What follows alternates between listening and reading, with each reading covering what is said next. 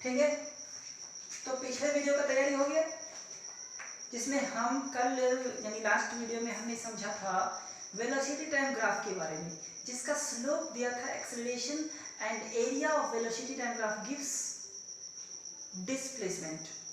अगर ये area positive direction में हो, ऊपर की तरफ होती थी, then that was positive displacement, and if that is the velocity is in negative direction, then that area is negative। तो इस तरीके से डिस्प्लेसमेंट निकालते थे, और जब डिस्टेंस पूछे जाए देन वी ऐड ऑल, ऊपर और नीचे दोनों एरिया ऐड किए थे। तो वो चीज़ें हमने सीखा था। अब इसे न्यूमेरिकल भी करेंगे, उसके लिए अलग से एक वीडियो बना लेंगे, बट अब पहले पढ़ लेते हैं equations of motion with constant acceleration. Equation of motion with constant acceleration 3 होते हैं, इन तीनों को आज प्रूफ कर लेते हैं। तो उसका नाम क्या है? Equation of motion with constant acceleration. Equation of motion with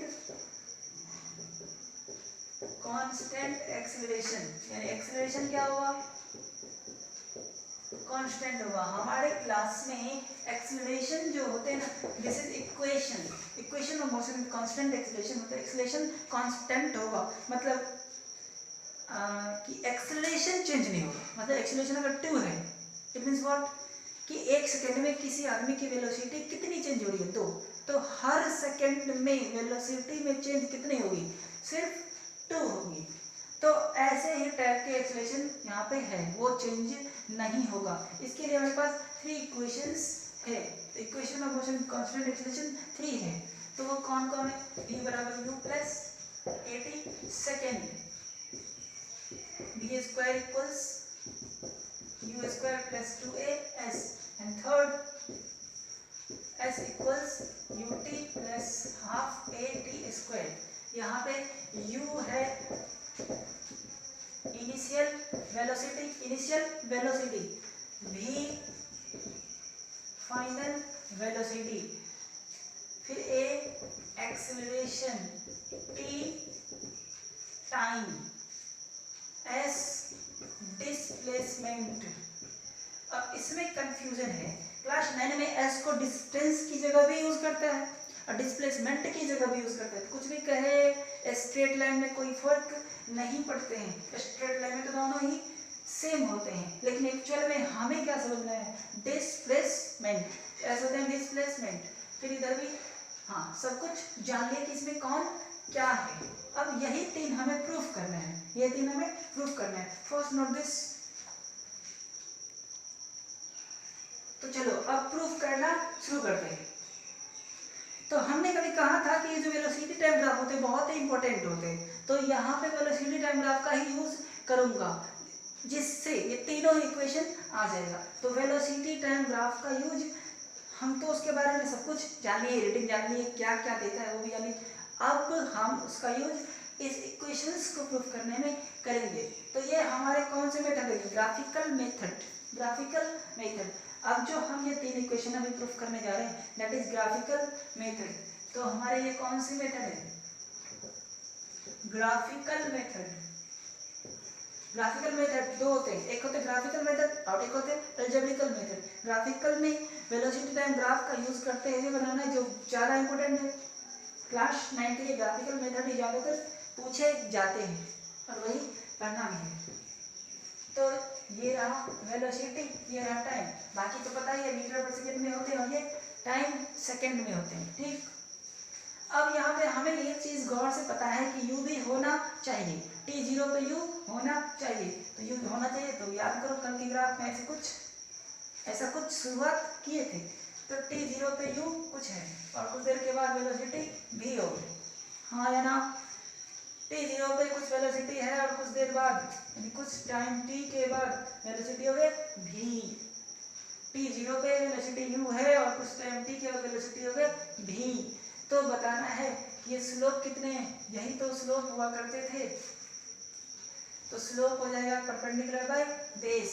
तो ये 90 होगी, ये t होगी, तो ये भी t होगी। तो ये कितनी लेंथ होगी? याद करो कल वाला, पूरे v माइनस u, तो ये हो जाएंगे v माइनस u, हाँ कि ना?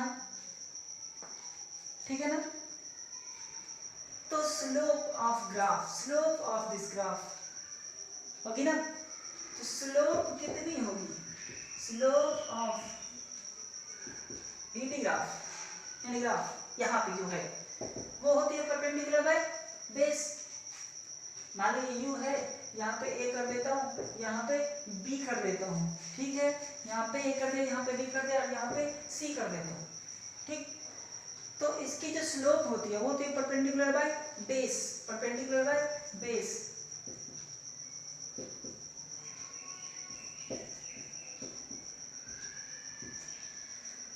ठीक, इसकी slope perpendicular by base, perpendicular की लेंथ है v माइनस यू, बेस की है t। कल भी इसे समझे थे, यानी नेक्स्ट पिछले वीडियो में इसे समझे थे, क्योंकि ये पूरा भी ये यू है, माइनस हो जाएगा ना नीचे वाला।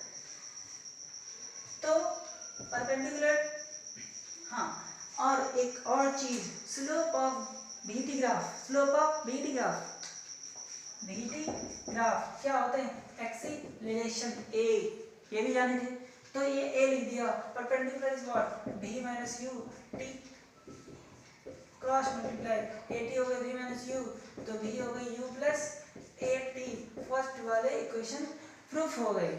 तो इसका नाम सिंपली अगर नाम रखे तो इसको कहते हैं वेलोसिटी टाइम इक्वेशन, इसको नाम क्या देते हैं, velocity time equation, velocity time equation, इसका नाम अगर रखा जाए तो क्या दूंगा, इसका जनरली देते हैं वेलोसिटी टाइम इक्वेशन। इसकी कोई जरूरत भी नहीं है, वैसे इसको फर्स्ट इक्वेशन ऑफ मोशन कहते हैं, फिर second equation of motion, third equation of motion, अगर कहीं किसी बुक में नाम मिल जाए तो ये नाम मिलेगा, सही है। अब आगे चलते हैं, फर्स्ट के बाद गौर से देखा जाए जो दो इक्वेशन थे उसमें एस था, v स्क्वायर वाले में भी एस था, देख लो, और भी एस बराबर UT plus half A T square में भी एस है, यानी एस तो डिस्प्लेसमेंट है। इसका मतलब है कि वेलोसिटी टाइम ग्राफ में एस मतलब एरिया निकालना होगा, इस वाले में तो कहीं एस था नहीं, तो एरिया की कोई झंझट नहीं थी, तो क्या निकाला, स्लोप। जब एस नहीं है तो स्लोप, जब एस है तो एरिया। तो अब दूसरे वाले में हमें क्या करना है, इसे मैं अभी रब कर दूं, तो अब दूसरे वाले में हमें इस ग्राफ की एरिया निकालना पड़ेगा, हमें इस ग्राफ की एरिया निकालना पड़ेगा। तो इस ग्राफ की एरिया है, इससे कल भी निकाले थे एरिया, तो ये किस शेप में है, ये है ऐसे टाइप का, ऐसे ऐसे, ये फिर ऐसे, तो ये हो गया हमारे v, ये हो गए u और ये हो गए t, ऐसे शेप है ना, ग्राफ के साथ टाइम एक्सिस का, ग्राफ के साथ टाइम एक्सिस का ऐसे शेप है। तो ये है ट्रेपीजियम। तो एरिया के लिए फर्स्ट प्रूफ हो गया, अगर ये यहीं तक प्रूफ पूछता तो वहीं तक आंसर देते। अब अगर s बराबर U T plus half E T square तक पूछ रहा है तो इसके आंसर को और बढ़ने देंगे, अभी तब ये आंसर रुकेगा नहीं और बढ़ेगा। लेकिन किसी भी केस में ये v equals you plus A T निकालना ही पड़ेगा, ये तो निकालना ही पड़ेगा, क्योंकि भाई दोनों में तो एक्सीलरेशन है ही, बाकी के दोनों में एक्सीलरेशन है, तो ये तो निकालना पड़ेगा ही, मस्ट है। तो अब चलते हैं पहले थर्ड वाले के लिए, तो चलो एरिया ऑफ बीटी ग्राफ, ये ट्रेपीजियम है ना बीटी ग्राफ, तो ट्रेपीजियम की एरिया निकाल लो, half sum of parallel sides, sum of parallel sides into distance between parallel sides। समझ में आ रहे? तो area of VT graph gives displacement, तो वो तो डिस्प्लेसमेंट रहता है, S equals half sum of parallel sides, ये है पूरा V और ये है U, ठीक है। Distance between parallel sides T है। अब गौर से देखने की बात है, S तो होता था, उसके बाद होता है UT plus half A T square, UT U होता है, T भी होता है, plus half A T square होता है, V तो नहीं होता ना, तो जो चीजें नहीं होता है उसे हटाना है, तो जो चीजें नहीं होती है V तो होता नहीं उस क्वेश्चन में, तो V को हटा दो, V को हटा दो कैसे, U प्लस ए टी, अभी प्रूफ किया था ना, V बराबर U प्लस ए टी। इसीलिए कहा कि v बराबर u प्लस एटी तो आपको प्रूफ करना ही होगा, चाहे सेकंड पूछे चाहे थर्ड वाले पूछे। तो v बराबर u plus eighty plus u into T, S हो गए half 2u plus eighty into T. इसको अंदर कर दो, टी और 1/2 दोनों अंदर कर दो, यानी तो अंदर करो इसको, 2 कैंसिल, तो 1/2 into 2u into T plus 1/2 80 into T, 1/2 80 into T, सब मल्टीप्लाई कर लें। एस बराबर ये ले गए ut plus half A T square, ये थर्ड वाले हो गए। इसको कहते हैं डिस्प्लेसमेंट टाइम इक्वेशन, इसको कहते हैं डिस्प्लेसमेंट टाइम इक्वेशन, क्योंकि इसमें कितने सारी चीजें हैं, डिस्प्लेसमेंट है, टाइम है, यू है ए को कहीं नहीं नाम लेना है, वेलोसिटी का टाइम ले चुके हैं, तो बचा कौन, डिस्प्लेसमेंट की टाइम इक्वेशन, इसको कहते हैं डिस्प्लेसमेंट टाइम इक्वेशन, यानी कि ये थर्ड इक्वेशन हो गई या सेकेंड, जो कुछ भी कहने हैं, डिस्प्लेसमेंट टाइम इक्वेशन। तो ये प्रूफ हो गया ut plus half eighty square. अब बात रही सेकेंड वाले की, यानी डीसी को सेकेंड कहे तो उसको थर्ड कह ले, तो थर्ड वाले को कैसे सॉल्व करें, उसमें भी ऐसा है, तो एरिया तो निकालना ही होगा, मस्ट है, यानी ये स्टेप बढ़ेगी। अब इससे पहले ये चीज समझ लें कि अगर ये वाला पूछेगा तो यहाँ तक आंसर देना है, शुरू से लेके यहाँ तक आंसर देना है, ग्राफ के साथ, ग्राफ के साथ। अब अगर भी स्क्वायर वाला पूछे, जो मैंने बीच में लिखा था वो पूछे, तो भी बराबर यू प्लस एटी तक लेना ही है, उसके बाद ये चीजें भी लेना ही है, क्योंकि एरिया तो निकालना ही पड़ेगा। यहाँ पे भी यहाँ तक आना ही है, यहाँ तक आना है आपको। अगर बीच वाले पूछे तो यहाँ तक, शुरू से यहाँ तक आना ही है, लेकिन इसके बाद के रास्ते चेंज हो जाएंगे, आप नोट कर ले। तो जब वो वाला पूछे तो ऐसे ही प्रोसीजर शुरू करना है, यहाँ तक आना है, यहाँ तक, और इसके बाद क्या करना है, समझ में आया पहले। ये पूरा था एस बराबर U T plus half eighty square के लिए, भी बराबर यू प्लस एटी के लिए वहीं तक था जहाँ तक आपने प्रूफ किया। लेकिन अगर ये एस, ये v square equals u square plus 2s पूछे तो शुरू से यहाँ तक आना है पहले, ठीक, वो आप अपने लॉजिक से, अपने दिमाग से ध्यान में रखोगे। यहाँ आने के बाद क्या करना है, तो ध्यान ये देना है कि हमारा v square equals u square plus 2s में टी नहीं है, तो यहाँ से दो रास्ते चेंज होते हैं। अगर टी को हटा दूं तो वी स्क्वायर वाला फॉर्मूला प्रूफ होगा, और अगर v को हटा दूं तो ut plus half A T square वाला प्रूफ होगा। यहीं से दो रास्ते चेंज होते हैं। याद रखना कि अगर ut plus half A T square वाला निकालना है तो टाइम को रहने देना, v को हटाना, क्योंकि हमारे इस फॉर्मूले में v नहीं है। अगर v स्क्वायर वाले प्रूफ करना है तो v तो रखना है, u भी उसमें रखना ही है, टाइम नहीं है तो टाइम को हटा देना है। अभी तो टाइम वाले, टाइम को हटा देते हैं, s को रहने दो हाफ v प्लस u। अब याद करो v बराबर u प्लस एटी से, v बराबर u प्लस एटी से, v equals u plus eighty, तो यहाँ से देखो v माइनस u बराबर एटी, तो t कितने हो जाएंगे, v minus u by a बराबर t, ठीक है, ये चीज सही है ना। तो ये चीज आप साइड में लिख लेंगे, या नहीं तो डायरेक्ट भी डाल सकते हैं, या तो साइड में लिख लेंगे v नो करके इस लाइन के नीचे, इस लाइन के नीचे v नो करके ये लिख लेंगे, या t निकाल लेंगे, या नहीं अगर कॉन्फिडेंस है तो डायरेक्ट भी डाल सकते हैं। तो डायरेक्ट मैं डाल लेता हूँ v माइनस यू बाई ए, समझ में आ गए। इसका यूज पिछले वाले में भी हुआ था और इसका यूज अभी भी हो रहा है, तो इस ये तो मोस्ट इम्पोर्टेंट है ही। तो देखा जाए cross multiply 2s v plus u, v minus u, v plus u, v minus u, यानी a plus b, a minus b क्या होता है, a square minus b square, math है, नीचे है क्या a, तो v square minus u square equal to 2as हाँ कि ना? तो देखा जाए v square equal to u square plus 2as proof हो गए। यही था ना? इसका नाम क्या रखें? इसमें क्या क्या चीजें हैं? वेलोसिटी है, एक्सीलरेशन है, डिस्प्लेसमेंट है। एक्सीलरेशन का नाम लेना नहीं है तो बचा कौन? वेलोसिटी और डिस्प्लेसमेंट। मजबूरी है वेलोसिटी का नाम लेना पड़ेगा क्योंकि दो ही चीजें, दो ही पैरामीटर बचे। तो वेलोसिटी डिस्प्लेसमेंट इक्वेशन।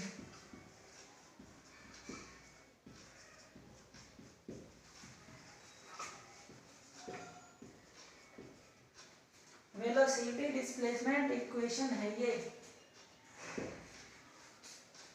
तो तीनों इक्वेशन ऑफ मोशन आपको समझ में आया होगा, ठीक? तो इसे नोट करें और समझें, ठीक है?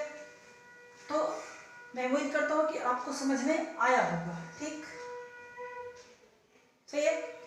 तो अब आगे चलते हैं। एक सवाल मेरे दिमाग में आ रहा है कि डिस्टेंस टाइम ग्राफ की स्लोप देता था स्पीड, तो अगर कभी ऐसा दे दे, तो ग्राफ है हमारे,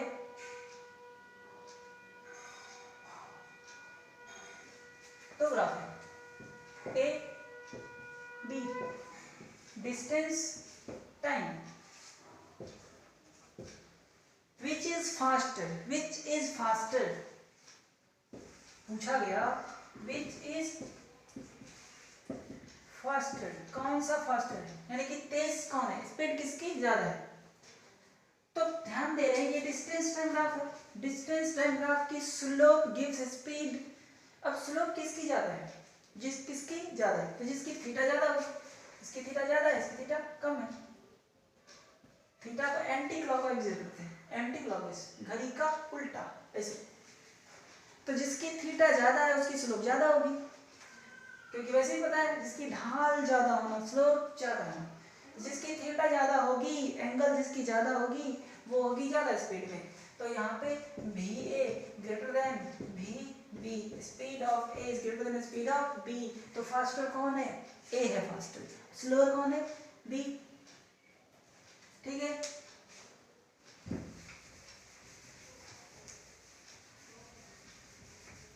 अब दूसरा मेरे दिमाग में आ रहा है कि ग्राफ दे रहा हूं और बताना, मैं पूछ रहा हूं कि ये ग्राफ सही है या गलत है। मान लो किसी चीज का ग्राफ ऐसे है, किसी चीज का ग्राफ है, मान लेता हूं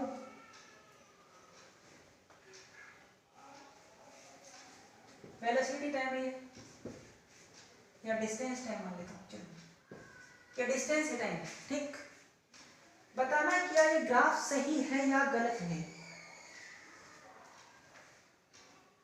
रीड करना सकते हैं। जब जीरो टाइम है तो डिस्टेंस जीरो है, धीरे धीरे टाइम बढ़ा, डिस्टेंस बढ़ा, बहुत बढ़िया। तो ये किसकी है? यूनिफॉर्म मोशन, यानी कि कोई मोशन का है। यूनिफॉर्म है कि नहीं है ये बात तो कैलकुलेशन के बाद पता चलती है, लेकिन ये पता है कि ये मोशन का है। यहाँ से चले, पोजीशन तो चेंज ही नहीं रहा है, लेकिन टाइम बढ़ा, यानी ये रेस्ट का है। फिर इस टाइम के बाद यहाँ पे गौर से देखा जाए, यहाँ पे कितनी टाइम है? कुछ तो होगी, मान लो 10 सेकेंड है, 10 सेकेंड पे यहाँ पे, और इसके बाद ग्राफ क्या होगा? पीछे आ गए। टाइम कभी पीछे आते हैं क्या? टाइम तो पीछे आते ही नहीं है, टाइम पीछे नहीं आते हैं। एक लॉजिक ये हुआ कि ये ग्राफ गलत है, क्योंकि इसके बाद ग्राफ कहाँ आ गए? पीछे नहीं, तो ये गलत है, ऐसे नहीं हो सकता। एक और लॉजिक है इसमें, इस पे कोई लाइन खींच लो। अब गौर से ये देखने की बात है कि यहाँ पे अगर 8 सेकेंड है, यहाँ पे अगर 8 सेकेंड है, तो उस 8 सेकेंड में किसी आदमी की पोजीशन 2 है, एक यहाँ पे भी और एक यहाँ पे भी, यहाँ पे भी और यहाँ पे भी है। किसी पर्टिकुलर सेकेंड में यहाँ से अगर लाइन खींचा तो ये लाइन इस ग्राफ को 2 जगह कट कर रहा है, एक यहाँ पे और एक यहाँ पे। यहाँ पे पोजीशन है ये जो कुछ भी होगी, और यहाँ पे पोजीशन है ये, लेकिन टाइम क्या है? वही 8 सेकेंड, जो कुछ भी है एक ही टाइम में, एक टाइम में 2 जगह, एक टाइम में 2 जगह किसी भी आदमी का होना पॉसिबल है क्या? Not possible. तो ये ग्राफ गलत है दोनों ही तरीके से। एक तो टाइम पीछे आ रहे हैं, दूसरा अगर सोचा जाए तो एक ही टाइम पे दो जगह भी है। तो ये ग्राफ गलत है, ये है इम्पॉसिबल, ऐसा हो ही नहीं सकता। इम्पॉसिबल ग्राफ या इवेंट, ऐसे कोई इवेंट, ऐसी कोई काम, ऐसी कोई घटना नहीं हो सकता, ये इम्पॉसिबल इवेंट का है, ठीक, यानी ये सही नहीं है। अब मान लो यह है किसी आदमी की एज और ये है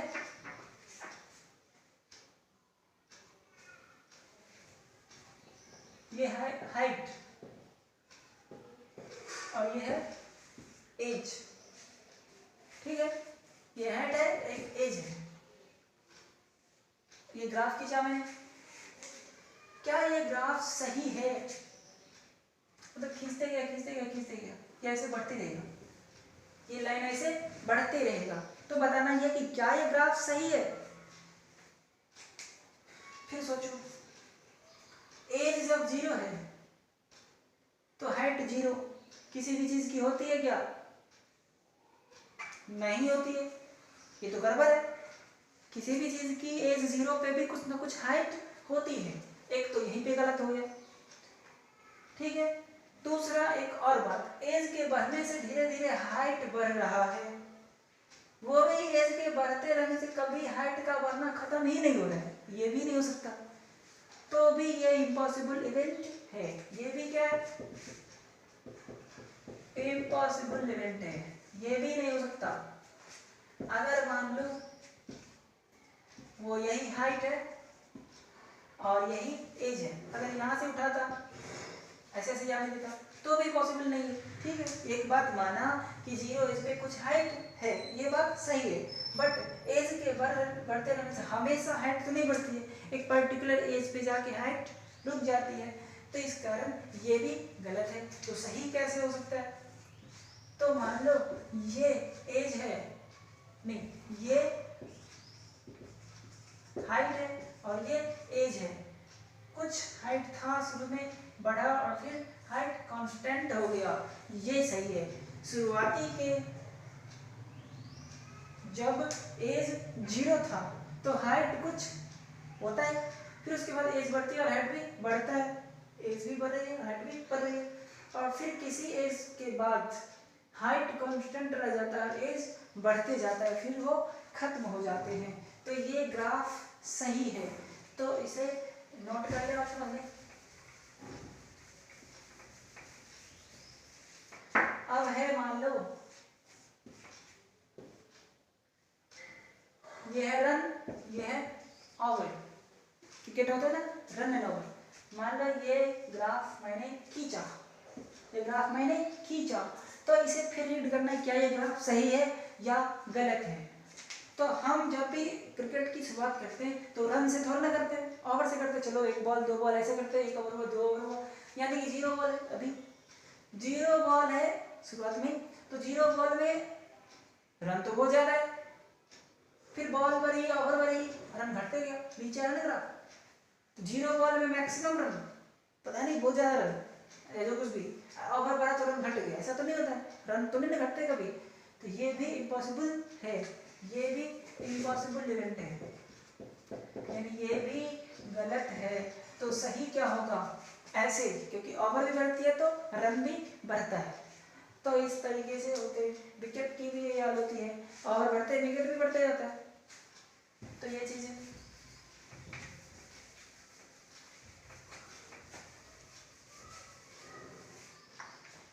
तो ये आपको समझ में आया होगा, ठीक है। मान लेता हूं एक एग्जांपल,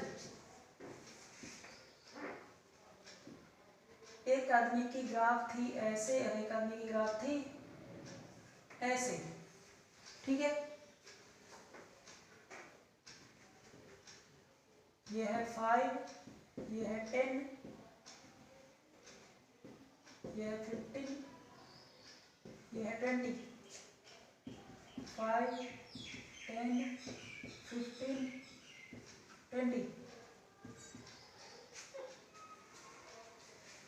ये डिस्टेंस मीटर में, दिस इज टाइम, सेम है। प्रॉब्लम है ये डिस्टेंस टाइम ग्राफ जो मीटर और सेकेंड में है, ये 0, ये 5, 10, 15, 20, 5, 10, 15, 20 कुछ भी ये वैल्यू ले सकते हैं, तो हम कुछ भी वैल्यू ले रखे हैं। अब बात ये है ए और बी कर देता हूँ, तो दोनों की स्पीड निकालना है, दोनों की स्पीड निकालना है। फिर से, तो दोनों की स्पीड कितनी होगी वो देखना है। दोनों की स्पीड इट मीन दोनों की slope, slope of distance time graph gives speed, तो स्लोप निकालना। चलो भाई इसको तो सीधा कर दूं, क्योंकि सीधे लाइन से ना एंगल बनते हैं, तो इसकी स्लोप ये होगा और इसकी स्लोप ये होगी। तो स्पीड ए का, स्पीड स्पीड ए का मतलब स्लोप ए का, तो स्लोप ए की क्या होती है, परपेंडिकुलर बेसिस कहाँ गया, तो इसकी ये लाइन खींचता हूँ, ये परपेंडिकुलर कितना होगा 15। गौर से देखो ए की ये परपेंडिकुलर लेंथ इतनी 15 होगी, लेंथ क्या है 15 बाय बेस, बेस मान लो करीब करीब ग्राफ में एग्जैक्ट पता चलेगा, मैं मान लो करीब करीब यहाँ पे 8 है, मान लो यहाँ पे कितनी 8 है, तो 15 बाय 8 मीटर पर सेकेंड। फिर भी तो स्लोप निकालो किसका, बी का, तो बी की परपेंडिकुलर कितनी, बी की यहाँ से परपेंडिकुलर ये हुआ, ये बी की परपेंडिकुलर इतना, ये पूरा नहीं है, यहाँ से ही उठा हुआ, तो ये परपेंडिकुलर कितनी है 5 से लेके 20, 5 से लेके 20 इट मीन्स 15 हो गए, डिफरेंस तो 15 ही होगा, तो ये हो गया 15, इतना ही लेना है। और 5 से 20 इट मीन्स बीच में 15 ही हुए, 15 बाय दिस इज व्हाट 0 से 20, 15 बाय 20, 15 बाय 20 मीटर पर सेकेंड, कैंसिल कर ले तो आंसर आ जाएगा। तो इस तरीके से हम स्लोप निकालते हैं, तो हमारे पास स्पीड आते हैं नोट